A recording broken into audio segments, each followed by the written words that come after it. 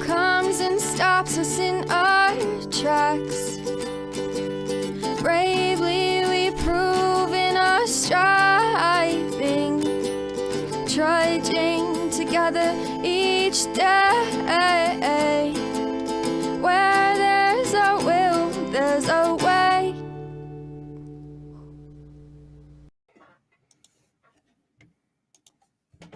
Morning, everyone.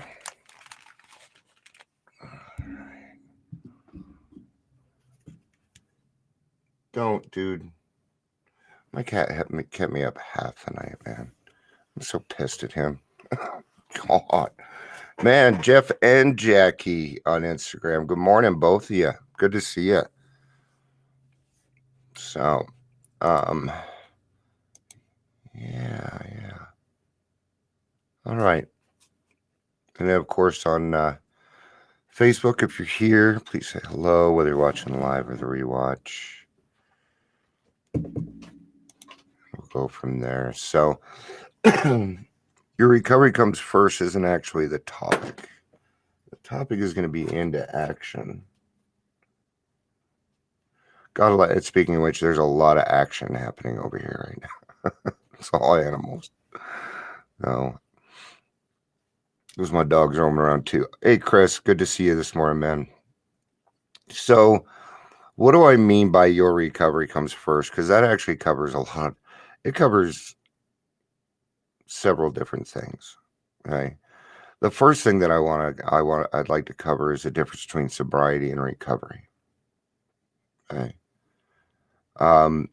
If you have a horse thief, let's say you have a drunk horse thief and you take away the alcohol, what you have is a sober horse thief. Okay. As soon as I go there, he disappears because he knows he's doing something wrong. Oh, poor guy. I don't know what to do. So if he keeps on like this, I'm going to have to get rid of him. I can't. Not 3 hours of screaming every night. No.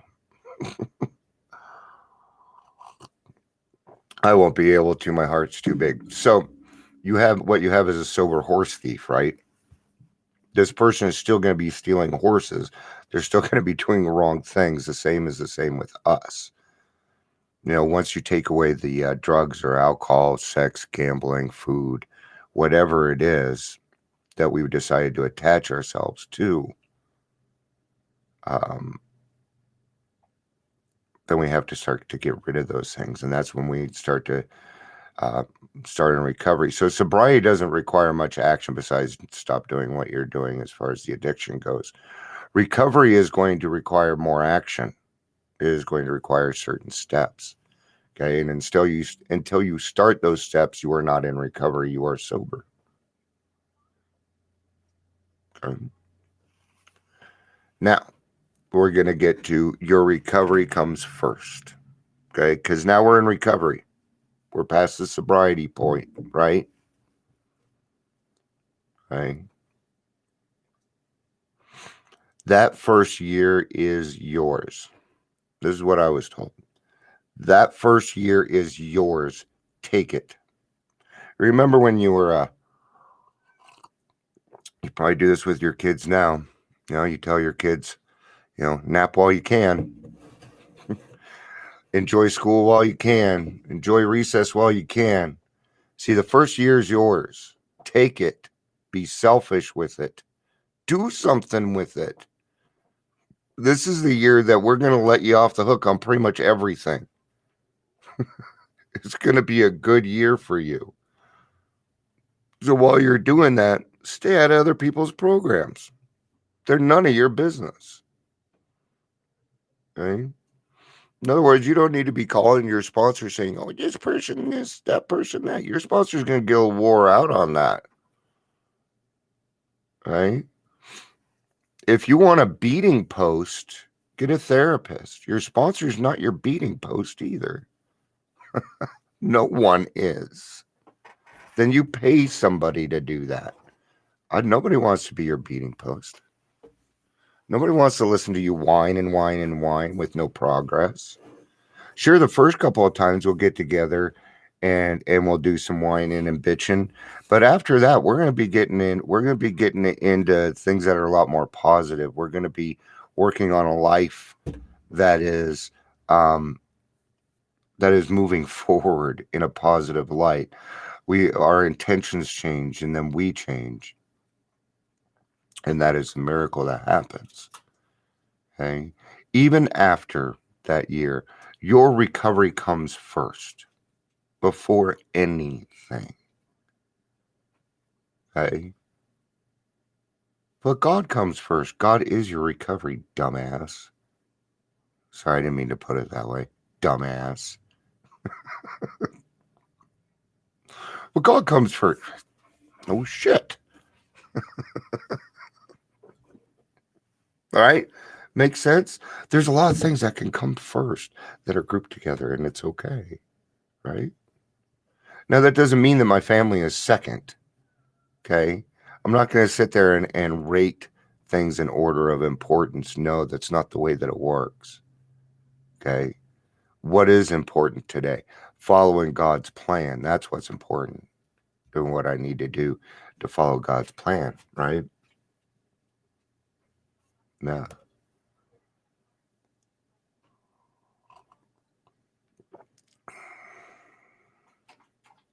you're going to see people do weird stuff in recovery. They're going to try different things. They're going to do different things. None of your business. You're going to want it to be but your business, unless you're their sponsor or recovery coach or something, and it actually is your business. But for the most part, it probably isn't. So live and let live, man. You know, another thing I kind of wanted to cover. Give me a second here. I think I'm going to give him a little bit of relief. Meryl, come here. He hates being held, though, so he likes love, but he just hates being held, huh? Poor guy. Just not while I'm sleeping. See, he loves love, but I'm just glad there's no female cats outside. Hey, I tried. Don't you dare get back up there.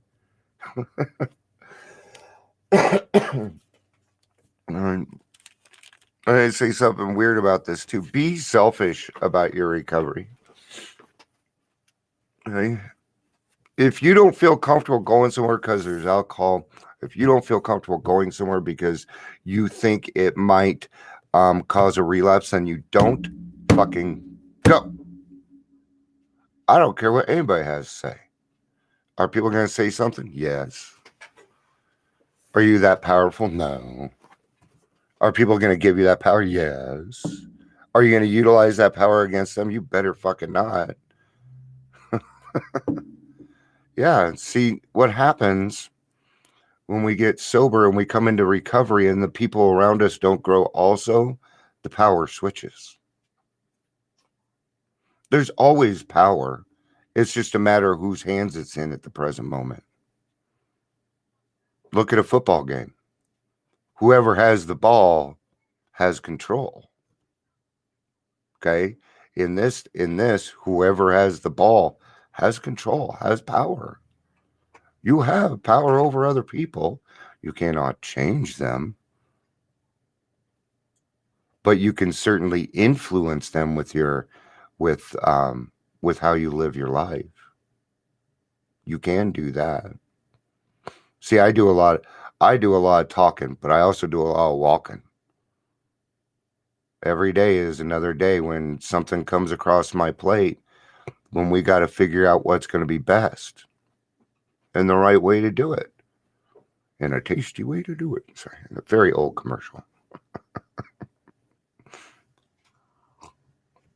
Let's get to the daily reflections. I think I've said enough on that. Oh, yeah, I was going to bring up the fake it till you make it, the act as if, the things like that. If you have a contention with that, then I'm sorry that you do. Okay? But if you actually have a contention with it, then you're misunderstanding it. Okay? You're taking it too seriously. See, it's just a step towards something else. It's just like utilizing acceptance. It's just like using willingness. Those aren't there either. The thing is when you act as if, where you fake it till you make it, you're already doing it. That's the trick. Okay? So I'm sorry you're misunderstanding that, but quit spreading the wrong thing about it, because that's not how it works. You don't actually fake it till you make it. Once you feel like you're faking it, you've already made it. That's the point. It's supposed to bring you to the miracle, bring understanding.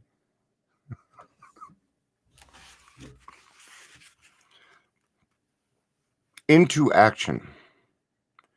AA is more than a set of principles. It is a society of alcoholics in action.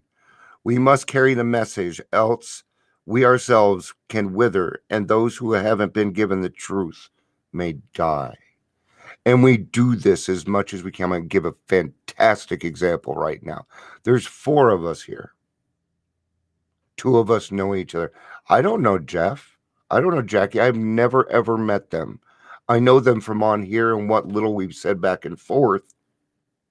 But I feel in union with them. If I don't see Jackie show up, I wonder where she is. If I don't get a comment later in the day from Jeff, I wonder. Isn't that cool as fuck? I don't even know where you guys live. Does it matter? I don't think it matters. It doesn't. Because it's just about putting it into action. God does the rest, I promise. All right, as Bill sees at page 13. Oh, shit, I got 8 minutes. Okay.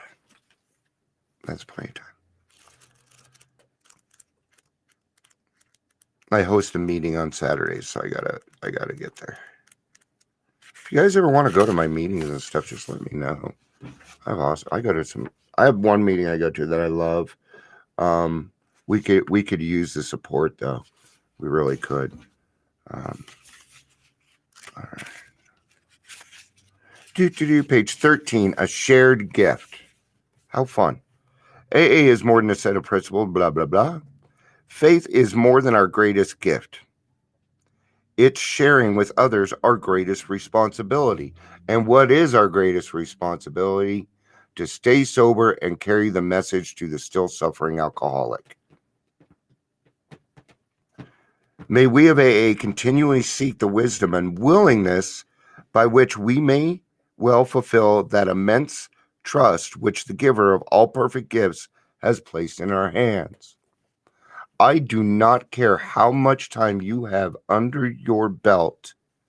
Willingness is always going to be available, and you're always going to need to use it.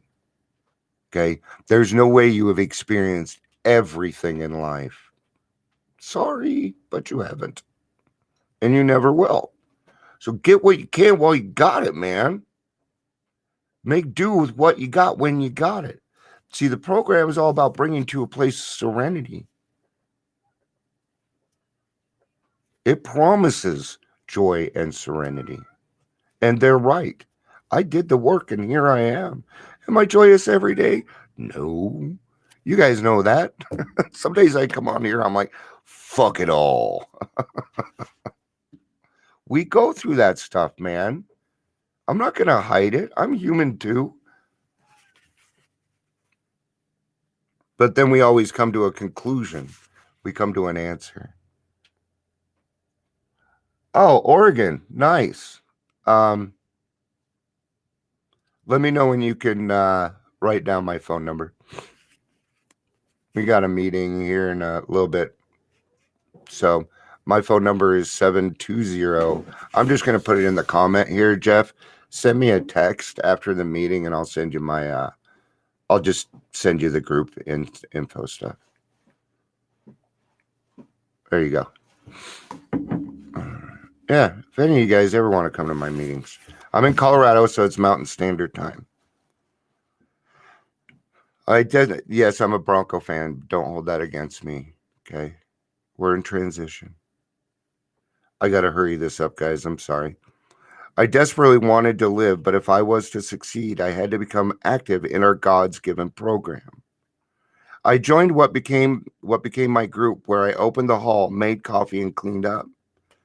Man, I miss those days where we used to be able to smoke in there, and not necessarily that you got to smoke in there, but then after the meeting, there was always like 10 people working with each other, putting stuff away, laughing, having a good time. You know, how many people on a Saturday night are laughing while they're emptying ashtrays and they're not even a smoker? And there's no miracle. All right, I'm gonna go through this because it's kind of long. Yeah, the good old days. They were different. We're never gonna get them back, but we're gonna have another good old days coming up. I know it. I feel it. I can see it. We're making changes. We're making huge changes. Okay, I gotta get. All right. I joined what became my group where I opened the home. Blah blah blah. I had been sober about 3 months when an old timer told me I was doing 12-step work. What a satisfying realization that was. I felt like I was really accomplishing something. God had given me a second chance. AA had shown me the way. And these gifts were not only free, they were also priceless. Now the joy of seeing newcomers grow reminds me of where I have come from, where I am now, and the limitless possibilities that lie ahead. I need to attend meetings because they recharge my batteries so that I have light when it is needed. I'm still a beginner in service work, but already I'm receiving more than I am giving. I can't keep it unless I give it away. I am responsible when another reaches out for help. I want to be there sober. And what's fantastic, and it doesn't, we don't talk about this much because it's just kind of the way that happens. But when you give out, it comes back tenfold. It always comes back tenfold. What you receive is always bigger than what you gave because it's God. All right. I got 3 minutes to go open up a computer in a meeting. So, all right, guys. I will see you tomorrow for the daily reflection. I love you guys. Peace out and have a day. Bye.